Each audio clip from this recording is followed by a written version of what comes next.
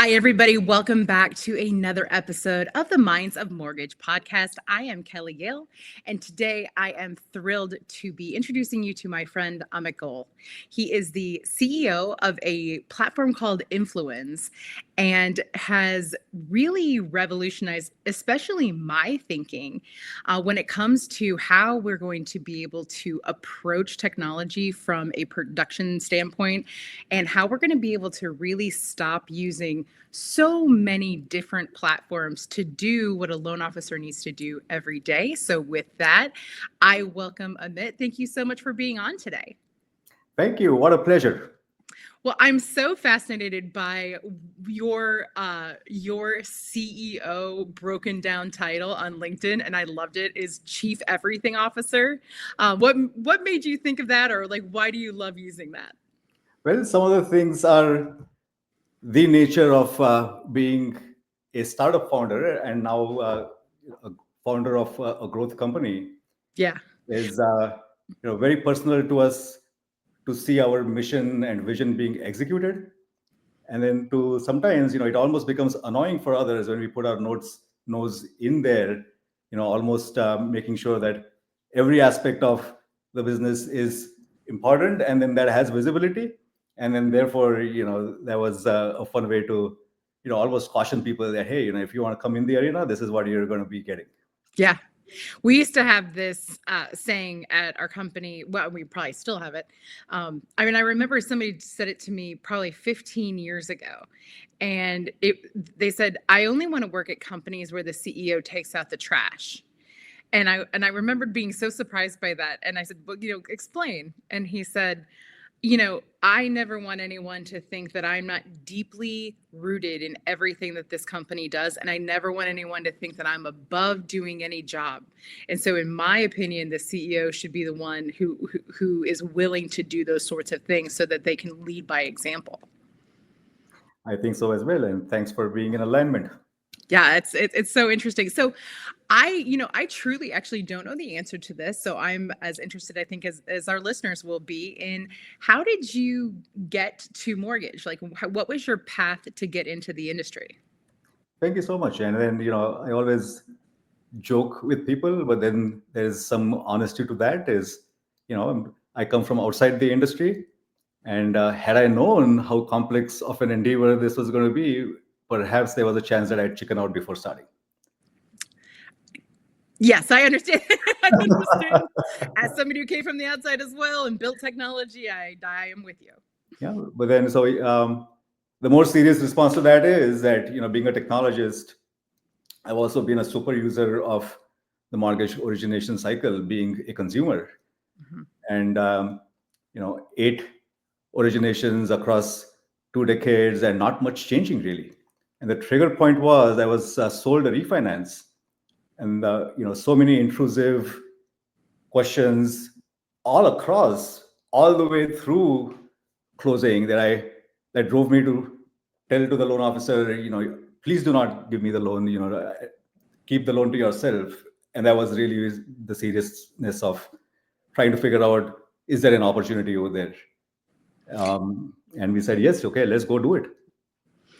It's interesting because a lot of people's origin stories who come from outside of mortgage tend to have been a reaction to getting a mortgage or a refinance. I have noticed that time and time again if they came from outside of the industry. One of the, I started developing high level communication for consumers right back in 2014, and I bought a house in 2017 after I'd been in it for a really long time, and I was so blown away by the company, the credit union that I used, because they had no communication. And so my first day working with them, they sent me an 11-page homework list with 4 actionable items for the borrower. And I just wrote back this whole thing to them. And I was like, you know what? It is not your job to do this, but the customer experience from the beginning was just very jarring. And I think once you experience something like that, you want to find a better way because, that's kind of in us to do. Yeah, absolutely. That's amazing. And so when you started, what was really your goal for Influence? Well, at the time, we didn't know much, Kelly. So it was, my background is Salesforce, delivering Salesforce solutions for some of the largest companies in the world, representing largest RT providers. And I knew CRM really, really well, and knew a group of people best in the world at building phenomenal CRMs. Well, why didn't we meet back in 2014, Amit? We could have really done some damage. I know that's your passion as well, Kelly. So at the time, it was, let's go build the world's best mortgage CRM. Yeah. And CRM to us, and this is very important to me and has been personal to me, that all along, all my career, CRMs have always carried sales and marketing workflow. And to my surprise, as I got introduced to the mortgage world, CRMs were not doing that. CRMs were databases which were sending out all of these drip campaigns, which was not our way of looking and approaching CRM. So we started building what we perceived to be a CRM. And then we started going out to validate our designs, industry experts such as yourselves, and we started getting questions back. Well, is this a point of sale? Is this a loan origination system? We didn't even know what POS, LOS stood for back in the day, and we used to Google and find out. There was no chat GPT around back in the day. Yeah. And so it didn't take much to then figure out that, hey, the real opportunity is, all of these different silos that people have to touch, because of which there is poor employee experience. And because there is poor employee experience, there's poor borrower experience. Right. That's how we solve this puzzle. Really like jigsaw puzzle, pieces of jigsaw puzzle putting together. So that's what we are today. I love that you said that, because the lead in for my question was my next question is exactly that, which is, some of us see things as puzzles, right? We have no ability to just look at the pieces, right? We have to know what is the picture we're trying to create, and then take it, let's all work together and create this thing. But what I was so confused about in my early days of going to digital mortgage and things like that, were we would see these tech demos for these amazing products, and no one was integrating it into one system. And I was for so many years could not understand that. And I only had access to but so many systems to integrate in our CRM, right?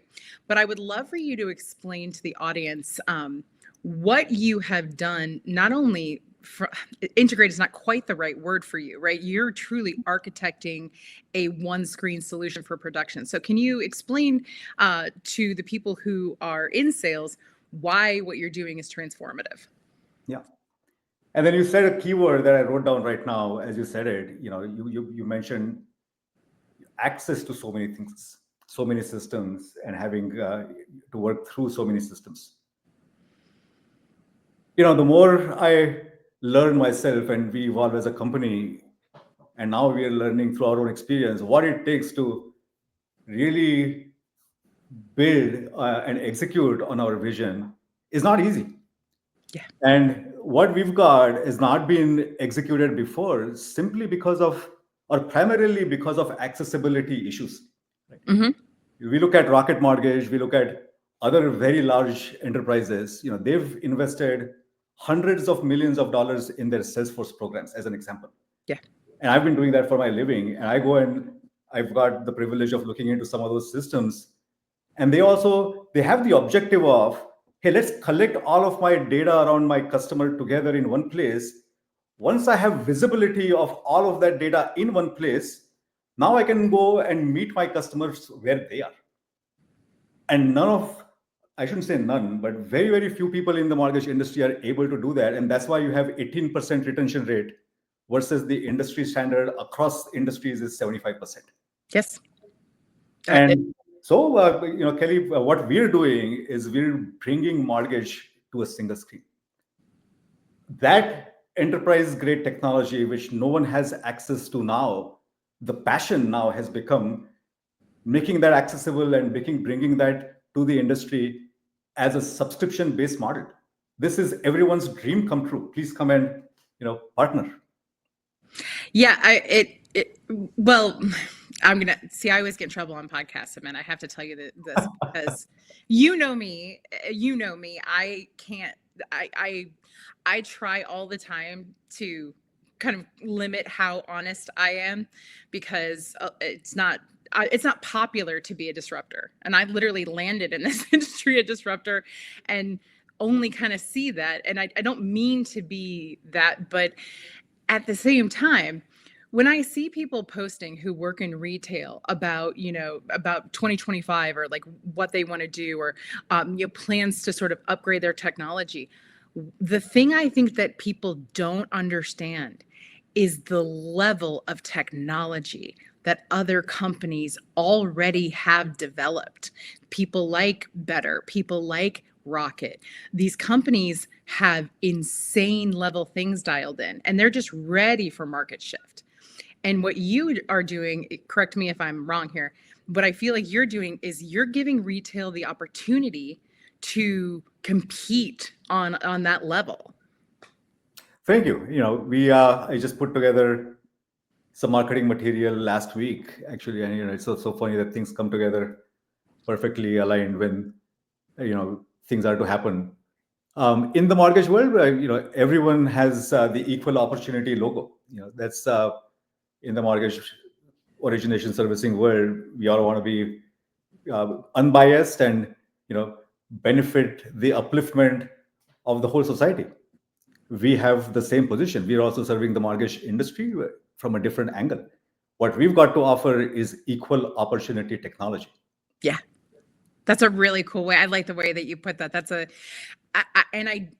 I think we're underestimating the importance of that message right now. And that is, for me, hard to watch from the sidelines because, when you spend a long time telling people like, this is why having, personalized journeys and segments, and, this is why you can fill your pipeline in the future and how you can do it and how you can serve the customer better. Sometimes I feel like it turns into noise at people, right? Because they're like, I don't know how to get from here to here. But, being able to partner up with the right people who can get you from there to there is going to make the difference between some people surviving the next 18 months and not. That's absolutely true, Kelly. We learned at MBA, they were saying it's an $11,000 job to manufacture a loan right now, right? I can't imagine. I mean, I've seen companies, I can't imagine it wasn't even a little bit higher at some points. But, there has to be some give. I mean, we're going to have to figure out how to do this better and for less money and be able to serve and really be able to compete with companies who have spent these unbelievable sums of money into not only their systems, but into how they are able to review and utilize data on their borrowers. I mean, these are enormous projects that companies have spent many, many years understanding where the future is going. And I think that retail is really ready for that kind of shakeup as well. Yeah. And I know that, Kelly, you come from marketing angle. That's your passion, and your data is critical over there. We've got some cool retention in a box capabilities. I know that you in the past also worked on similar things, automatically mining opportunities from your book of business, wherever there are compelling stories, underlying compelling narratives to be then went ahead and narrated to the borrower. You have a higher conversion rate. So marketing makes sense. Your data is so critical. Your ability to meet your customer where the customer is. During the sales process, also equally important is loan officer just looking up at a name and then knowing all of the previous history, all of the things that are needed to carry forward that loan or that file in the most efficient place, in one place. That's game changing. Absolutely, not only a game changer, but I mean, I think if I almost wish so much that we could show people what's possible without them thinking that we are selling. You know what I mean? Because really in those situations, because people don't really believe that you can do this, and you're like, but not only can we do this, we were doing this years ago. To be able to create a portrait, an avatar, if you will, of this borrower, to understand what they're doing behaviorally, to understand what data we have on them, but then to be able to go to them when the time is correct and be able to pitch the loan based on what that person needs. And that, to me, turns the conversion rate so much higher, the conversations are warmer. But truly what you are in that situation is someone of value, a non-transactional valued relationship that this person is going to count upon, because you're promising that you're going to navigate them, not today but long term, into financial, really financial decisions based on equity, and really be there to guide them for whether they're going to become investors, whether they're going to use their equity. Those strategies are all so part of where we're going in the future. And that to me is the one critically important component we tend to miss in a conversation, because we're so busy vetting out individualized technologies, and we're so busy chasing the shiny penny, that we're not actually asking the question, what could I do to just radically change the way I approach my relationships? 100%. It's right now, because of the fractured nature of the systems landscape, and it's become a little technology-led conversation also, because we talk about data. Visibility is data, and because of these fractured systems, there is inability to look at a comprehensive avatar, like you said, of an individual, and then thereby narrating all of these compelling cases where you have very, very specific opportunities that people can take advantage of, allowing you to be of service. So that dynamic is not there, unfortunately. The dynamic is very transactional. It's based on rates all the time. Right. Where really, Kelly, you and I both know that it really doesn't matter what the rates are. 100%. I marketed for a company for years and years and years and years, which was never going to have the lowest rate. We had to sell service. We had to sell relationship. And rate wasn't actually part of our conversation. And I'm not saying it's not important, because you and I both know that if somebody's going to rate shop, they're going to rate shop. If somebody's going to, really not understand how to sell value over rate, then they probably always will be solving for rate. But when you completely turn your sales cycle on its head, because you're approaching it differently, and your messaging is of value, right? This is why you work with me. Just like everyone has the opportunity to see a doctor that's got 2 stars on Google, or we can go see a specialist. Like, you get to make that decision, and you're basing that on what you think is important. And that relationship is the one you sell, right? You may pay a little bit more going with this situation, but is anyone else going to commit to you the way that I am? Is anyone else going to be looking out for your long-term best interests? Because this is my strategy for how I add value to the relationship. Yeah. And that, to me, is the pitch of the future. Yeah. And again, the conversation gets back to the fractured nature of systems. And imagine, point of sale system, the best point of sale system, and it's well put together, no doubt, right? But its sole function is to take the application and associated documents and dump it into the loan origination system. Right. Unfortunately, majority of our industry is going now into the loan origination system, which is a transaction system by design, and then processing the loan.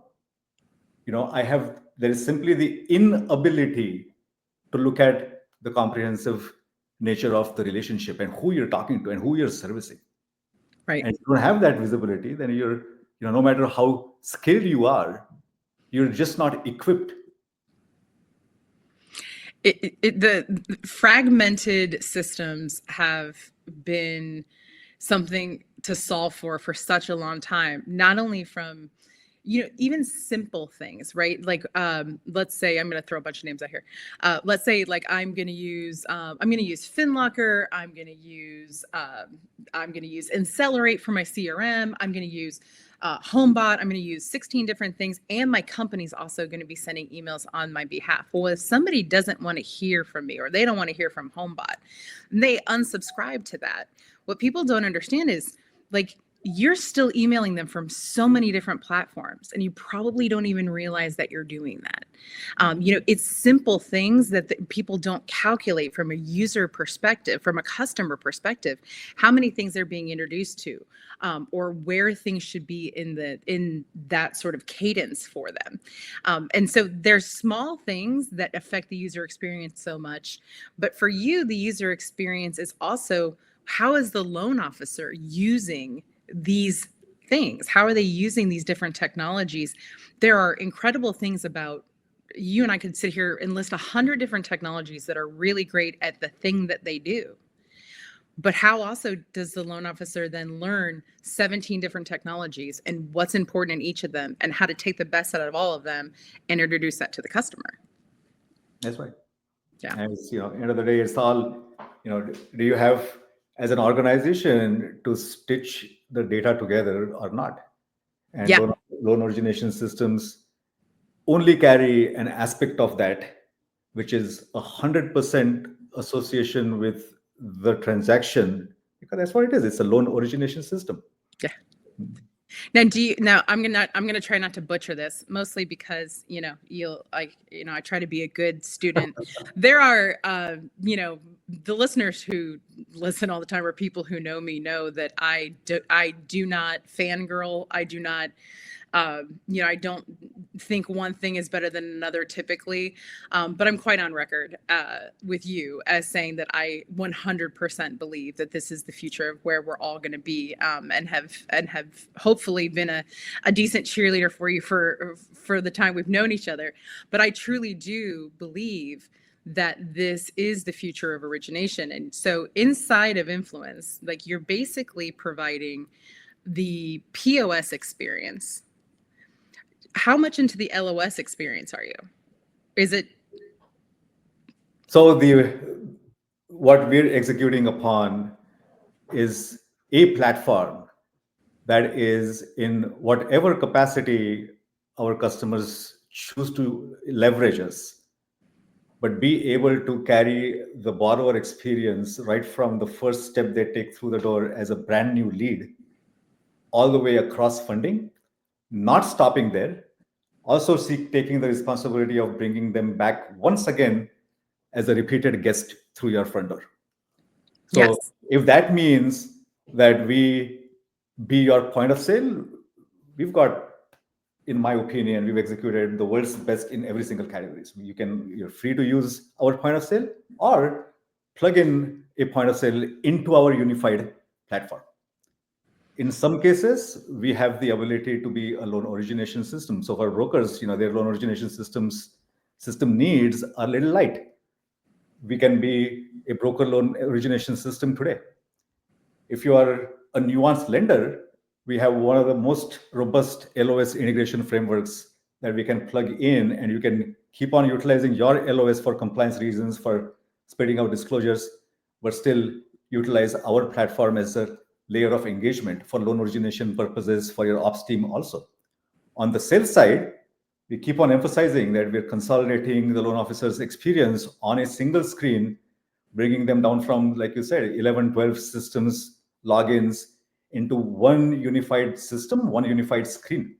So we're all of that. So the passion really is, since we started talking today, same thing, providing the ability to consolidate experiences, but most importantly, consolidate data in one place, where you have true understanding of who your customers are and how your capacity to help them in different ways.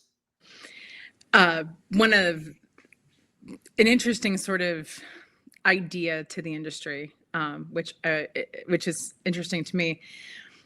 If you have a talented person at your company who can sit in front of data and see and build out opportunities around data segments, that human being could be so insanely valuable to your company, right? The mortgage industry, I would say for the most part, uh, hasn't shifted to that way of thinking yet. We still think about it very much like, the salesperson goes out and does the things, and here you go. As you know, many years ago, the habit of our team was to look at data segments and create opportunities for loan officers. And when you have all of your data and all of your loan officers in one system, you allow for somebody who is a specialist in doing that to be able to truly analyze data and be able to find those opportunities. And I'm looking forward to that being a role that is more clearly seen in the future. But you got to have an aligned machine in order to allow for that position to be filled. 100% aligned with all of the thoughts that you Yeah. laid out. Yeah. So it is really interesting. It's what's fascinating to me too is that you solved a problem that when we closed down our CRM and we were thinking about what we wanted to do next, or if we wanted to take that CRM forward, you go through a lot of negotiation with the people you had to pay in order to have the integrations that you want. And we started looking at the model. And the thing I came to terms with was we might have this really great thing, but I can't just have a CRM. I don't even believe in that. I don't even as a CRM owner, I don't believe in only having a CRM. And I feel like that was pretty much how you felt as well, which is just, it's one thing to have a CRM. It's another thing to have an experience and to actually solve problems that people may not even realize are frustrating them at the level that they are. Yeah. Now, when you hear feedback about people using, especially other LOSs, things like that, there's a level of frustration not only from the customization, but for some people there's a lag. For other people, there are things that they need or don't need. How do you solve for sort of LOS fatigue in the marketplace? Well, so my message is that the way you approach problems is the difference in experience. Same in the mortgage world, same in the technology world. So the way we are bringing our offering to the market is as an LOS overlay with all of these phenomenal experiences we've created, automations we've created, efficiencies, single screen solutions. So now you put that as an overlay on top of your existing LOS. You still have your compliance and your disclosures and warranties associated with those accounted for. That's a very low risk approach of attempting to get better. At some point, you want to make change to the backend, you can flip the backend. You want to discontinue the backend, you can discontinue the backend. So I think there is a little bit of innovation in this approach of delivering incrementally phenomenal value, exponential value. Yeah. And so that's how I think we really make this accessible and really practical, along with the economic aspect of the offering as well. And you're building technology that supports the sales team, right?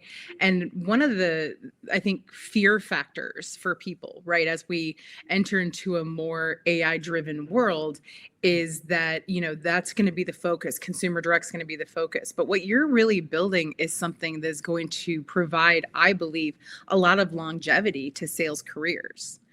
Is that your belief as well? Yeah, and a little correction. Okay, so the solution is also equally empowering on the operations side as much as it is on the sales side for me. Very fair. Yes. Yeah. So and I've always believed that AI is like the internet, like computer systems themselves, is another level of and layer of enablement than taking jobs away. It's very, very disruptive, but it's disruptives in areas where repetitive tasks. You don't need to be bogged down. Things of that nature.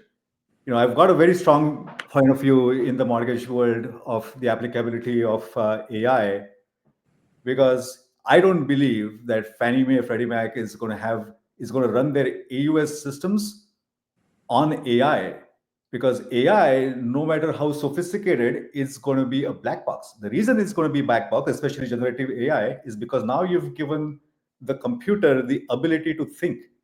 And just like I can read what's going on inside of a human's mind, I can't read what's going on in a computer's mind. And in certain cases, I just cannot take risk because I don't know where the training is deficient, where the training is effective, no matter how many iterations I have. So certain things I am going to have rules based to make sure 100% where there are regulations involved, that my output is bias free and is 100% accurate. And I'm going to then leverage AI, generative AI, in ways to then do other things to create efficiencies for me, figuring out best product, figuring out based on these data points, what are the most compelling points and how can I be of best service in which specific areas, in which specific ways. And because our play is a platform play, and then again, AI thrives on availability and accuracy of data.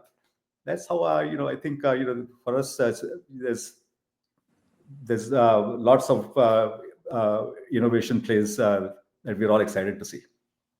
I love it. It ends, and so it wraps it up so nicely, because my very last question for you is, what are you most excited for in 2025 that's going to hopefully really impact how we look at sales and operations in mortgage?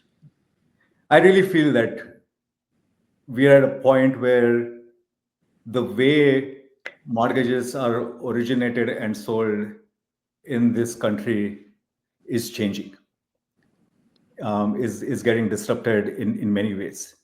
And we hope to play a role in that. The rates are going to be accelerator to the change because there's going to be more volume. And I also truly believe that there's with this cycle that's taking place, there's also a reset taking place, and that's what makes everything so exciting from this point on. We're entering a new era. Yeah, I totally agree. Well, friend, thank you so much for coming on today and teaching us a little bit about how you see the future from your perspective. If you guys are interested in learning more about Inflooens, and I highly suggest you do, you can reach out to Amit. I will also tag him and the company in my post. Thank you so much for spending some time with us today.